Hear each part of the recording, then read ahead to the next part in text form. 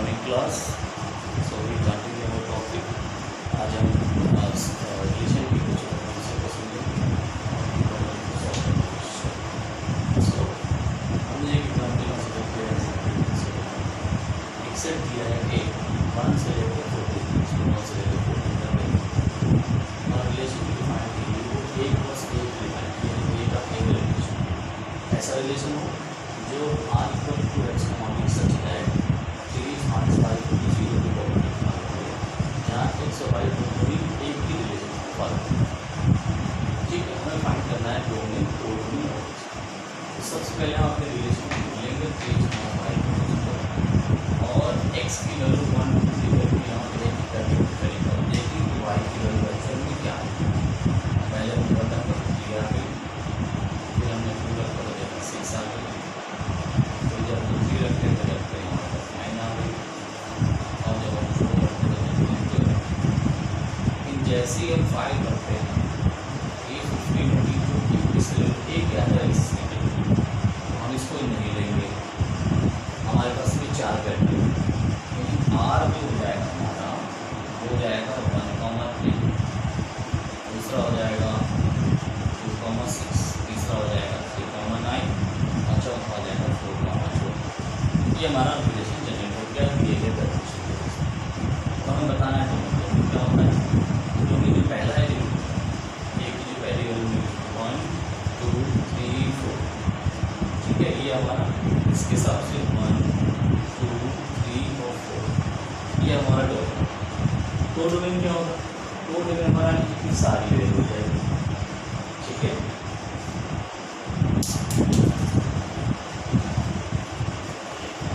इसी तरह से हम कोडोमेन और रेंज को भी देख सकते हैं और हमें इस चीज़ को कर सकते हैं. तो हमारे पास जो रेंज होगी कोडोमेन दोनों हो गया. ये रेंज होगी 3 6 9 और जो कोडोमेन वो सारे के सारे एक ही होगी यानी 1 2 3 से लेकर पूरा इस तरह से दिए गए रिलेशन के बेस पे हम डोमेन और कोडोमेन फाइंड करेंगे. पहले R फाइंड कर लेंगे तो पहले डोमेन हो जाएगी और दूसरे रिलेशन और जो रिलेशन आपको दी गई तो बस एक ही कोडोमेन. ठीक है ना. एक और रिलेशन हमने लिए है कि R दूसरा एग्जाम्पल है ये लिया हमने R एक रिलेशन लिया कैसा नेचुरल कैसा है y x प्लस 1 यानी आप जानते हैं कि हमारा जो वैल्यू होगी वो x की वैल्यू यूज करेंगे 1 2 3 so on सब यूज करेंगे. लेकिन रिलेशन कहता है कि x बिलोंग्स 10 लेस देन यानी x की वैल्यू होगी वो 4 से कम ही है. इन हम नेचुरल नंबर जो यूज करेंगे वो 4 से कम नहीं यानी सिर्फ 3 तक ही यूज करेंगे और 3 तक ही रिलेशन जनरेट करेंगे.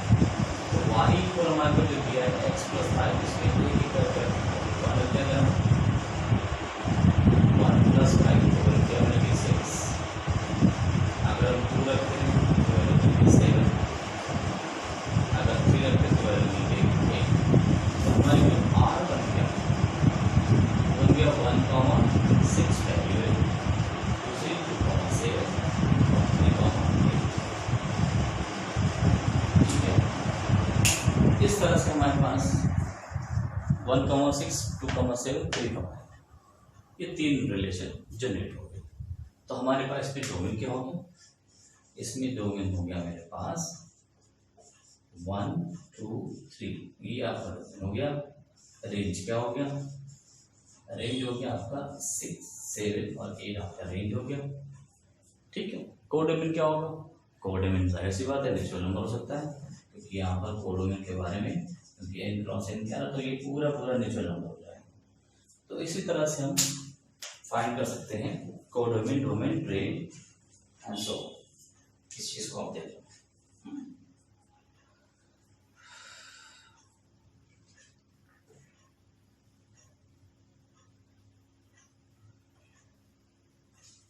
एक और एग्जांपल देखते हैं हम लोग कि हमारे पास फिगर ऑलरेडी रिलेशन जनरेट करके काम होते हैं. क्वेश्चन को कि हमारे पास ऑलरेडी फिगर बना हुआ हो तो कैसे उसको हम देखेंगे और किस तरह से उसको जस्टिफाई करेंगे।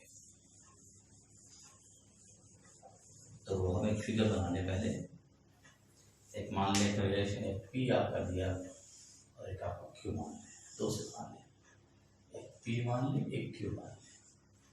अब इसमें दे दिया 5 6 7 और यहाँ पर हम 3 4 5 मान लें और इसको हम ऐसे सीधे अटैच कर देते हैं, कुछ भी छूट नहीं रहा है। ठीक, यहाँ पर ए और बी यहाँ कुछ भी छूट नहीं रहा है और हमें डिफाइन करना है कि क्या रिलेशन इसमें बन सकती है। तो देखिए 5 + 5 - 3 क्या हमने 5 - 2 सॉरी 5 - 2 करें तो 3 हो जाएगा। 6 में अगर 6 - 2 करें तो क्या होता है 4 हो जाएगा। 7 - 2 करें तो कितना आएगा। तो सब में क्या हो रहा है 2 2 सब्ट्रैक्ट हो रहा है और सब्ट्रैक्ट होने के बाद रिलेशन बन जा रही है। तो हम कुछ ऐसे रिलेशन जनरेट करें जिससे कि हमारे पास रिलेशन बन जाए। तो हम मान लें y = इसको x मानना है तो ये हमारा x हो जाएगा। तो क्या सब्ट्रैक्ट किया हमने 2 तो x - 2 कर लें, क्या बना दें x - 2। ये हमारी रिलेशन इस तरह से हम क्वेश्चनों को देखते हुए उसके रिलेशन को जनरेट कर सकते हैं। और जहाँ x क्या होगा x, ठीक है, x बिलोंग करेगा कहाँ पर नेचुरल नंबर में, कहाँ तक 5 to 6 तक की बात करेगा। ठीक है, तो x belongs to natural number, ठीक है, > 4 एंड <8 ये लिख सकते हैं हम। तो इस तरह से हम इसके रिलेशन को जनरेट कर सकते हैं।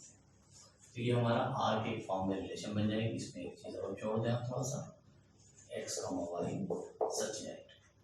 तो ये हमारा एक r के रिलेशन जनरेट होगा।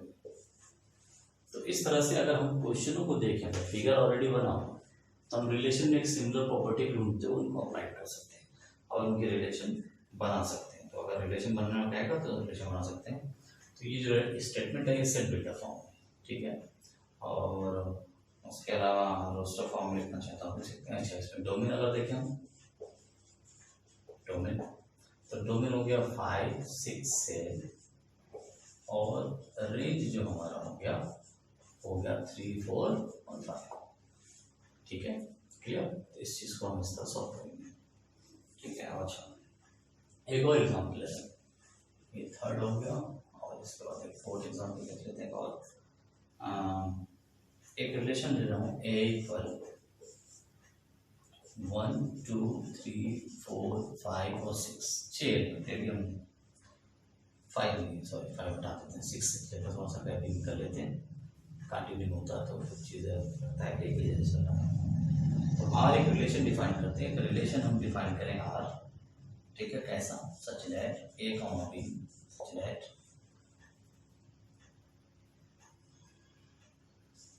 a belongs to a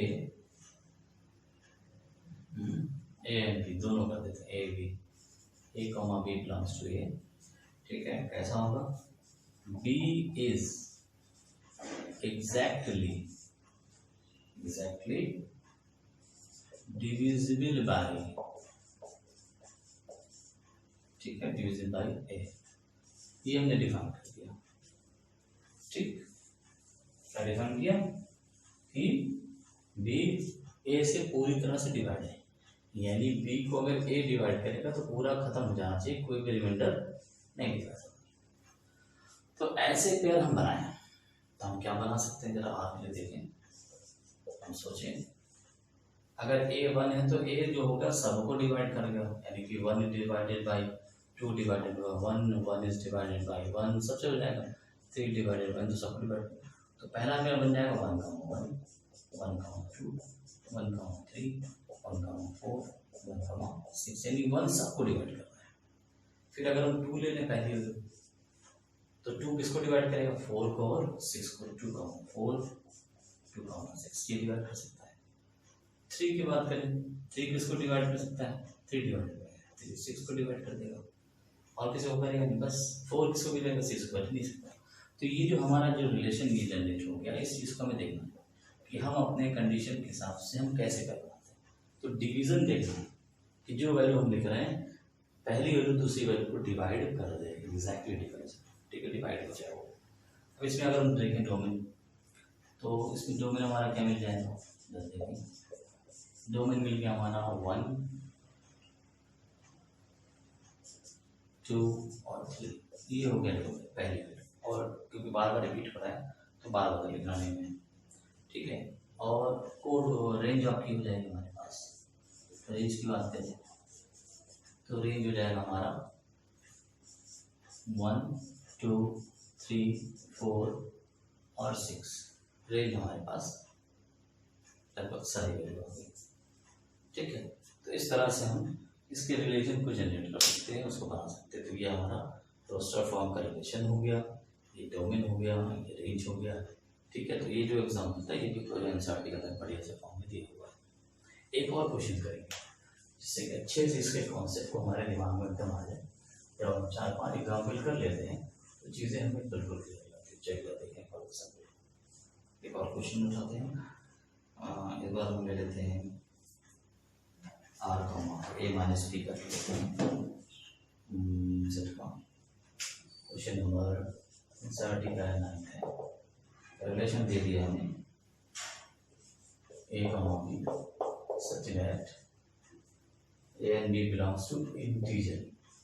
यहाँ पे z की बात करेगा, z फॉर इंटीजर, z हो या i लिखें, ठीक है।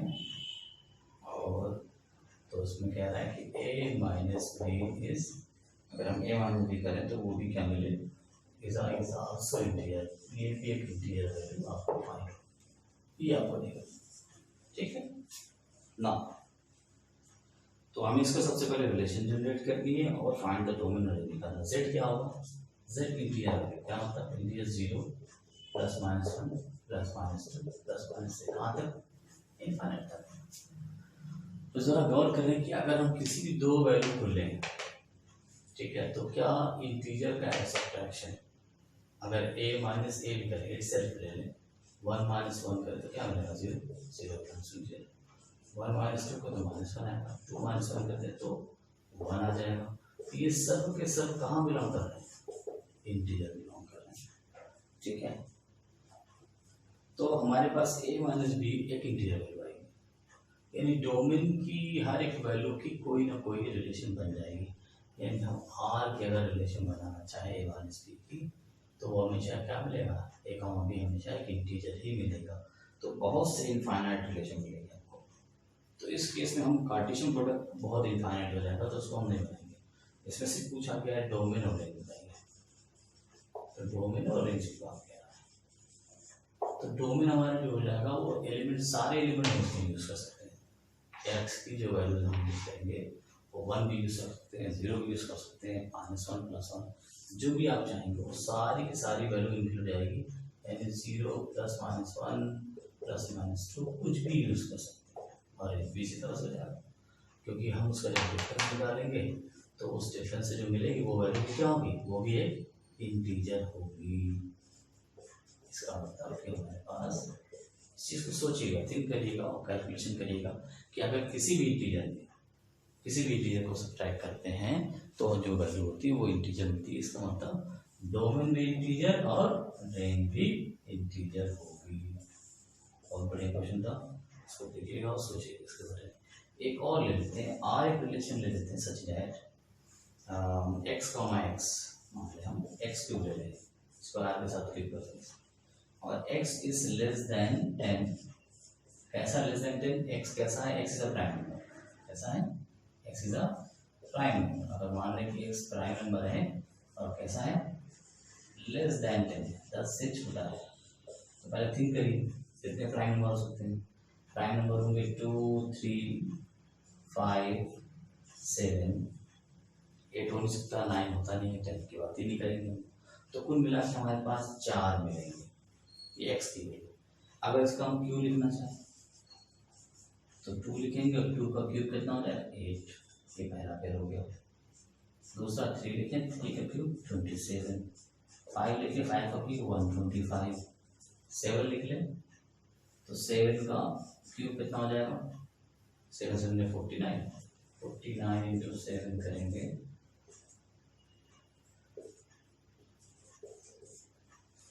3 4 3।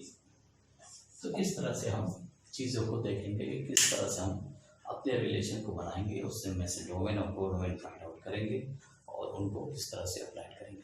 तो हम रिलेशन के टॉपिक को फिलहाल वहीं रोकते हैं। तो आपको एक्सरसाइज मिलेगी, क्वेश्चंस होंगे, उनको सॉल्व करेंगे। अगर कोई डाउट होगा तो हम इसको डिस्कस करेंगे। Okay, thank you. We start our topic है फंक्शन। रिलेशन फंक्शन एक साथ होता है या फंक्शन अलग भी हो सकता है किसी रूप में। तो फंक्शन क्या है उसके बारे में हम समझेंगे। फंक्शन को मैंने कुछ इस तरह से डिफाइन किया है। फंक्शन एक आपका है एफ फंक्शन, जो ए और बी के बीच में, यानी कि कोई सेट ए है और सेट बी है, उनके बीच में रिलेशन जनरेट हो रही है। कैसे रिलेशन है कि all element of A having only one image in B, यानी ए की जितनी भी वैल्यू है, जो सिर्फ ए है हमारा, इसको ए मान लें, ये बी है, ए की सारी वैल्यू यानी ऑल एलिमेंट ऑफ ए, इनकी कोई ना कोई इमेज बी में होनी चाहिए। और कैसी होनी चाहिए? एक होनी चाहिए, एक से ज़्यादा नहीं हो सकती। अगर ऐसा है तो फंक्शन है। That mean no any element of A more than one image in B, यानी कोई भी ऐसा एलिमेंट नहीं होगा जो एक से ज़्यादा इमेज रखेगा बी में। ठीक है, तो उस चीज़ को हम देखेंगे। जैसे यहाँ पे हमारे पास 1 7 में है, 2 3 से है, 5 से, 4 6 है, हमने इसे डिफाइन किया। 8 छूट जाता है, कोई बात नहीं। बी में कोई एलिमेंट छूटता है तो कोई टेंशन नहीं, लेकिन ए में कुछ नहीं छूटना चाहिए। अगर यहाँ कुछ बच गया तो वो फंक्शन नहीं रहेगा, वो रिलेशन रहेगी लेकिन वो फंक्शन नहीं होगा। तो function that mean is all element of A belongs to B. उसी तरह दूसरा सेट देखिए, हमने 3 5 6 लिया है। यहाँ पर 3 5 की इमेज 2 है, लेकिन 6 की 1 है, यहाँ छूट रहा है, कोई दिक्कत नहीं, ये भी है। Yes, it is a function, तो ये भी फंक्शन है ना। तो ये हमारा फंक्शन है, ये भी फंक्शन है। क्लियर? दूसरा इस नेक्स्ट टाइम का इधर, यहाँ पर हमारे पास 1 की हमने 2 इमेज दिखा दी, 3 भी दिखाई और 2 भी दिखा दी। देखिए यहाँ पर ध्यान से 1 की 2 इमेज, जबकि हमने कहा कि हमारे पास कोई भी ऐसा एलिमेंट नहीं होना चाहिए जिसकी एक से ज़्यादा इमेज हो। 5 6 से 6 5 से ये तो चलेगा, लेकिन इसकी वजह से डिस्टर्बेंस हो गया, that mean it is not a function. तो ये फंक्शन नहीं, ये रिलेशन हो सकता है लेकिन ये फंक्शन नहीं है। और देखें 6 3 5 है, सब की सब एक समझ आ रही है, ये सारी जा सकती है, सारी इमेज एक पे जा सकती है, सबकी रेंज एक हो सकती है, लेकिन किसी एक की 2 रेंज नहीं हो सकती। तो ये आपका फंक्शन। तो इस तरह से फंक्शन को हम लोग डिफाइन कर सकते हैं। ठीक है, फंक्शन बहुत तरह के होते हैं, उन चीज़ को हम समझेंगे और फंक्शन को एक्सप्लेन करेंगे how many types of function we have. तो फंक्शन हमारे पास कई तरह के होते हैं। पहला फंक्शन हमारा है आइडेंटिटी फंक्शन। इस चीज़ को समझिए कि आइडेंटिटी फंक्शन किसे है। आइडेंटिटी मतलब यानी एक्स और वाई की वैल्यू दोनों कैसी होनी चाहिए? सेम होनी चाहिए। यानी एक्स अगर 1 है तो वाई भी कैसा? 1। एक्स अगर 5 हो तो वाई भी 5 होना चाहिए। तो आइडेंटिटी का मतलब होता है सेम चीज़। तो 1 1 2 2 3 3। तो हम आइडेंटिटी फंक्शन को डिफाइन कर रहे हैं कि आइडेंटिटी फंक्शन ये आर के लिए होगा, function A to B such that s t लिख दिया अगर तो कोई दिक्कत नहीं, सच दैट ऐसा होगा। कैसा होगा? सेट आर के लिए होगा, यानी f of x equal y, या वाई ना लिख कर के इसको हम एक्स ही लिखें, क्योंकि एफ ऑफ एक्स को भी हम लोग वाई मान लेते हैं। यानी जो एक्स होगी, एक्स क्या है हमारा? एक्स हमारा डोमेन की वैल्यू है, यानी कि हमारे पास सेट ए की रिलेशन है, ए की वैल्यू है। ठीक है, ये सेट ए का है और ये जो वैल्यू आ रही है ये हमारी सेट बी की है, ये बी की बात करेगा। ठीक है, इसको हम लोग रेंज कह सकते हैं।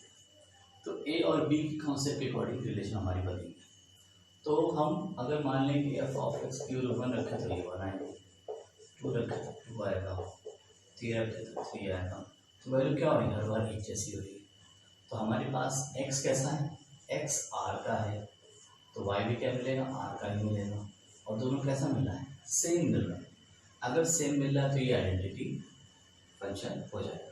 तो इसका ग्राफ अगर हम प्लॉट करें, बिंदी का ग्राफ देखें यहाँ पर ध्यान से, 1 2 3 1 2 3 1 2 3 पर मान लिया 1 2 3 नीचे 1 2 3 इस तरह -1 -2 -3 यहाँ लिख लें।